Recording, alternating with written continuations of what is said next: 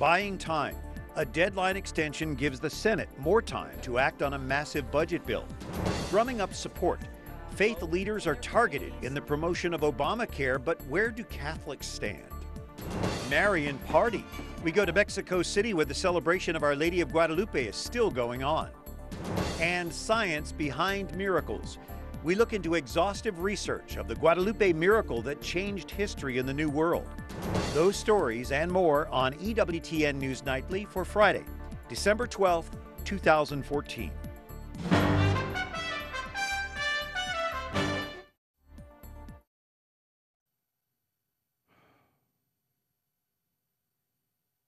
I apologize, sir. I truly am sorry for the delay.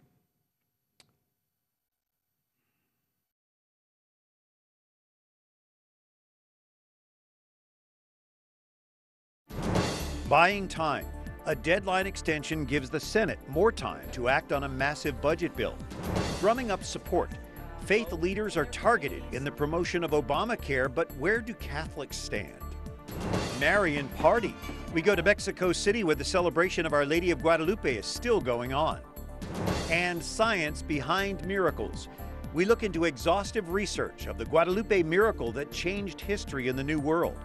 Those stories and more on EWTN News Nightly for Friday, December 12th, 2014.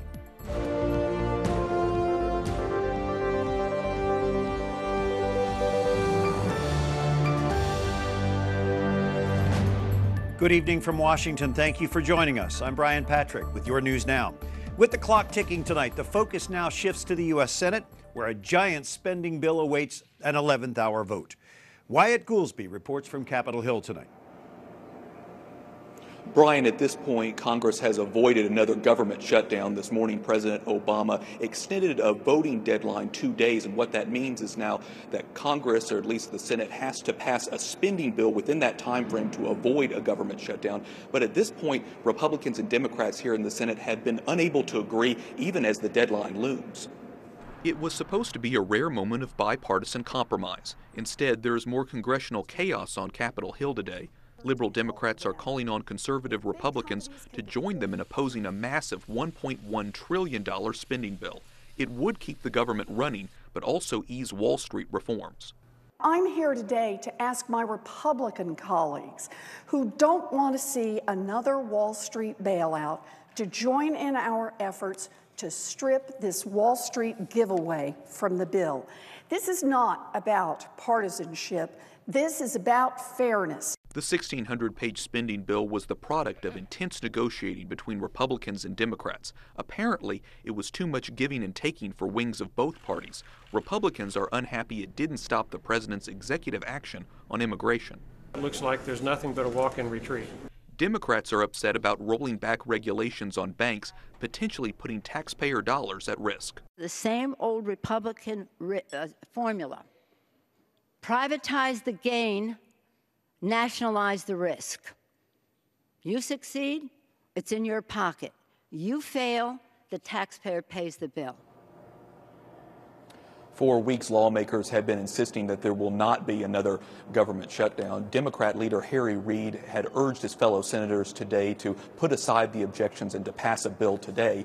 We can tell you at this point that the Obama administration does have a contingency plan just in case there is a government shutdown, but they have not gone into detail about what that contingency plan would be. Brian? Wyatt Goolsbee at the Capitol, thank you. The CIA Interrogation Report released this week describes how the agency's medical staff both monitored and objected to some of the methods used. President Obama and Senate Intelligence Committee Chair Dianne Feinstein call the method torture. CIA Director John Brennan, while avoiding that word, admits his officers went outside the bounds of authorized guidelines for interrogation tactics. Juan Mendez is the United Nations Special Rapporteur on torture. He advises the Commission on Human Rights. We now learn that psychologists and some of the medics were aware of what was going on. With their oath to do no harm, how can that be justified? Well, it can't be justified. But of course, it's not only a question of breach of professional ethics, it's also an offense on human dignity of the persons thus treated.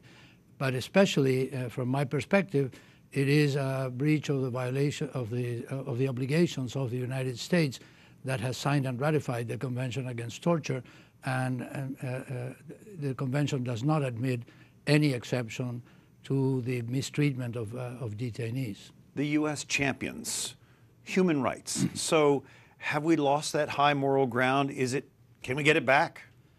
The United States has lost quite a bit of moral high ground in the world because of engaging in the practices that now the Senate Committee on Intelligence has documented so extensively. But it's not a lost cause. I mean, of course, the United States can gain it back, but it has to first recognize this, and the Senate Committee report goes a long way in establishing the right to truth that has to be observed in this. But it's not the only obligation. The United States also has to prosecute and punish every single act of torture and every person who participated in it, as well as offer reparations and rehabilitation services to those who have been tortured. So there's a lot more to be done. In your work with the UN, what do you hear from other nations about this? Well, in private, of course, nobody wants to say it for the record, but many high-ranking officials of states that I address to confront them with evidence of torture in their countries tell me, why do you single us out? Why, if the United States does this, why can't we? That's why I think this has been a big setback, not only for the reputation of the United States, but for the struggle worldwide against torture, which is a common goal that we should all have. Well, we appreciate your unique insight. Juan Mendez, thanks for joining us. Thank you very much. It's a pleasure to be here. And now some of the other stories our EWTN News Nightly team has been covering in today's world. Monday is the deadline for first-timers to sign up for Obamacare and be covered by January 1st. Today, in a final push, the Health and Human Services Department asks faith leaders to help promote enrollment. Jason Calvi has that story. Behind the scenes with HHS Secretary Sylvia Burwell meeting Christian, Jewish, and Muslim faith leaders today. Faith leaders play such an important role in their communities, and because they are the leaders that people trust in almost all settings, we view them as some of our most important and effective partners. The HHS Secretary is inviting faith leaders to help get their congregations to sign up for Obamacare. Behind Burwell today is Catholic sister Simone Campbell. We work so often with low-income folks that are struggling and, just to get by, and healthcare becomes a key component of the safety net that they need. But the government is also facing strong opposition from various faith groups. We cannot do that, and we should not have to. Just this week, the Little Sisters of the Poor fought the mandate in Denver Appeals Court. The Beckett Fund says it's one of more than 100 lawsuits against the mandate. For people like the Little Sisters of the Poor, they want to continue to provide good health care to their employees, but they are facing very onerous fines if they don't include objectionable drugs and devices in their health plans. I asked Sister Simone how she can support Obamacare in light of the mandate. It is shocking that we have people dying because they can't access health care. It's wrong, it's immoral, we've got to stand up. Let's deal with the contraceptive mandate. That's in the courts, they'll deal with it. And we continue to keep an eye on those many cases around the country. The sister told me that the faith leaders didn't discuss the birth control mandate today. This weekend, Secretary Burwell will be visiting a Christian community in Houston, continuing, Brian, to urge people to sign up for health care. Thank you, Jason Calvi. The two main candidates in Sri Lanka's presidential election promise a violence-free vote, with Pope Francis scheduled to visit that country just days later. The Catholic Messenger reports on its website that Cardinal Malcolm Ranjith says the bishops' conference met with both candidates. Francis is to begin a 3-day visit to Sri Lanka January the 13th, just 5 days after their election. There's been concern about the post-election violence because of the bitter campaign. More than 2/3 of Sri Lankans are Buddhists, with Catholics numbering about 1.2 million. France's president calls for a law to give people the right to deep, continuous sedation until death. That's a quote. Francois Hollande stopped short of recommending lethal injection amid a national debate about whether to legalize euthanasia. He avoided that term and the phrase assisted suicide, highly sensitive issues in this majority Catholic country. He suggests the drugs should only be administered at the patient's request and only when their condition is life-threatening. French doctors are divided about the idea, which was presented today in very vague terms. Well, during a Mass in honor of Our Lady of Guadalupe today, Pope Francis called on Latin America to care for the poor and marginalized. He prayed Latin American countries will balance justice with reconciliation, scientific development with human wisdom, and suffering with hope.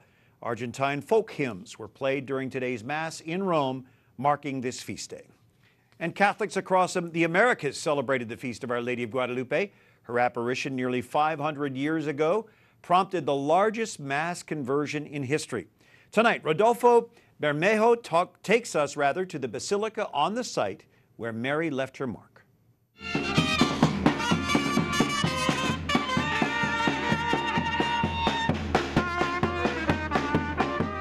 They come to show their love, to give thanks, to ask her for favors, by singing to her. We all are her children. Since December 12, 1531, when Our Lady of Guadalupe printed her image on the cloth of the Indian Juan Diego, millions of pilgrims walk for days on pilgrimage to one of the most visited Marian shrines of the world. Some come to pay a visit as a promise they made to Our Lady. Others get on their knees for the last stretch, giving thanks for a favor of her. I have come to see her every year since 12 years ago.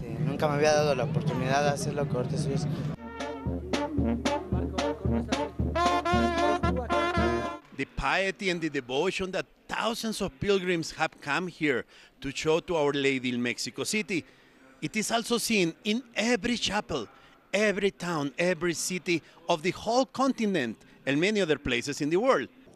After the canonization of Juan Diego in 2002, with all the documents that were studied, the Institute of Guadalupean Superior Studies was founded right here next to the Basilica.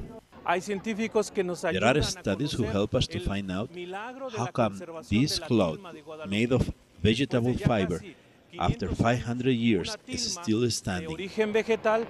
For Mexicans, the Feast of Our Lady of Guadalupe marks the end of a long year and the beginning of weeks of joy and anticipation ahead of Christmas. Mexico City, Rodolfo Bermejo, EWTN News Nightly. Joining us from Rome tonight, Monsignor Eduardo Chavez, who is coming off of the great celebration of Our Lady of Guadalupe there. He's from Mexico City and is postulator for the cause of St. Juan Diego, canonized in just the past decade. What was it about Juan Diego that God was able to use him for this incredible miracle? Well, it's a very, very important the miracle of San Juan Diego, but San Juan Diego always has the fame of sanctity. But was necessary a miracle from God through San Juan Diego in order to canonize him. And was a beautiful miracle with a young man who tried to kill himself. But after many problems, he remained well in 3 days after he wanted to kill himself. But I think it's a great miracle from God through Juan Diego, because in our society, many, many young people try to kill themselves with drugs, with alcohol, with another thing. For that, I think it's a great inspiration through Our Lady Guadalupe that these young people need to stay well, because the life is a miracle for everybody of us. Monsignor, I'm struck by the humility and the tireless efforts of Juan Diego. He just worked the tasks that were given to him. Certainly he could be a great example for us today, couldn't he? The humble heart is the most important point in our life. To really understand our life is for service and love to the others, only in humble heart. And this is a very great example from Juan Diego. The stars are exactly the order for the constellation, the mathematician, and also, very important, the music came out from the image. This is a great moment here in Rome, because we're talking about of these great miracles in many forms. Is really with this is a testimony that is true. God loved us. It's true. He came among us through Our Lady Guadalupe and the humble heart. And this is to understand our life in the service and love and all the things we need to do for the others in this world right now. The rector of the Institute for Guadalupan Studies, Monsignor Eduardo Chavez, joining us from Rome. Thank you, Monsignor. Thank you. God bless you. God bless you. Happy feast in this Our Lady Guadalupe Day. Coming up, massive mudslides, buffeting winds, and snowy whiteouts, all caused by a powerful storm pummeling California. And we explore the science behind the miracle of Our Lady of Guadalupe.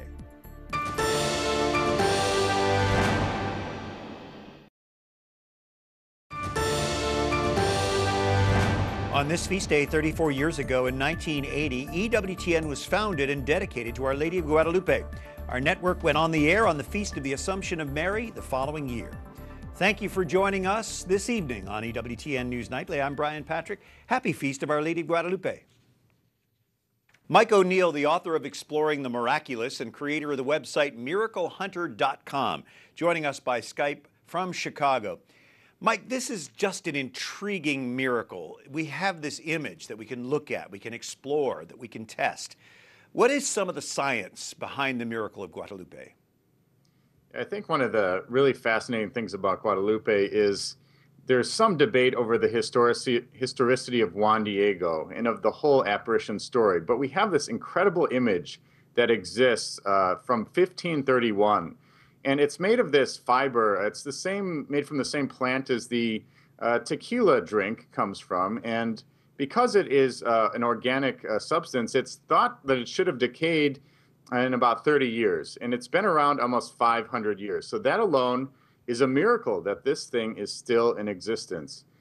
Scientists, NASA scientists, in fact, have tried to figure out how the image was painted.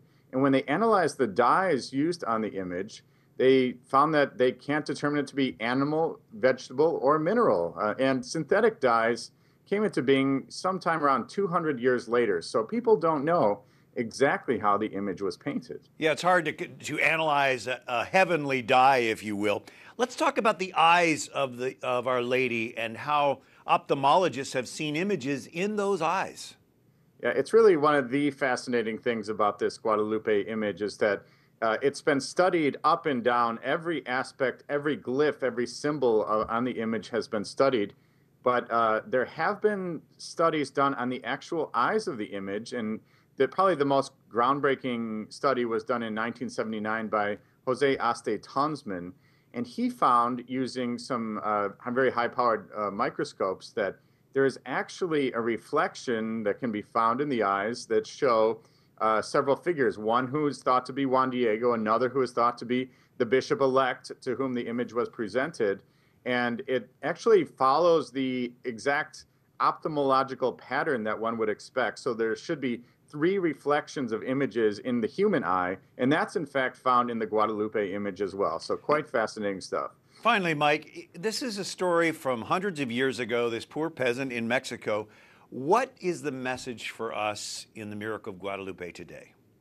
Well, one of the things I love about this story, and I love to refer to it as the second greatest story ever told. I think it's an amazing story.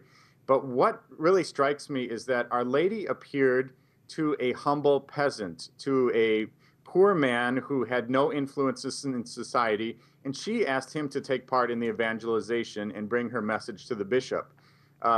That's a great example for all of us. We all are insecure or underconfident in how we can participate in the evangelization.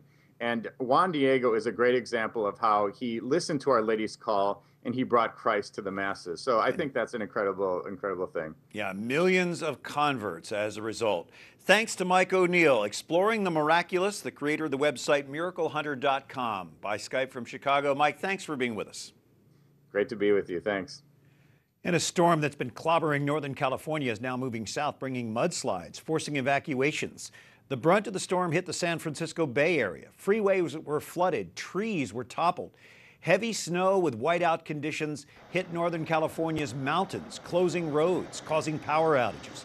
Hurricane-force wind gusts of up to 140 miles per hour are wreaking havoc on the West Coast. Meanwhile, across the pond, air traffic control for London's airspace has now been restored. Europe's busiest airport and 4 others were closed for a while today because of a computer failure. We're told there was a power outage at a control center at Heathrow Airport. The airports are gradually returning to normal operations tonight. Up next, Pope Francis appoints a handful of women theologians to an important commission. We talk with one of them.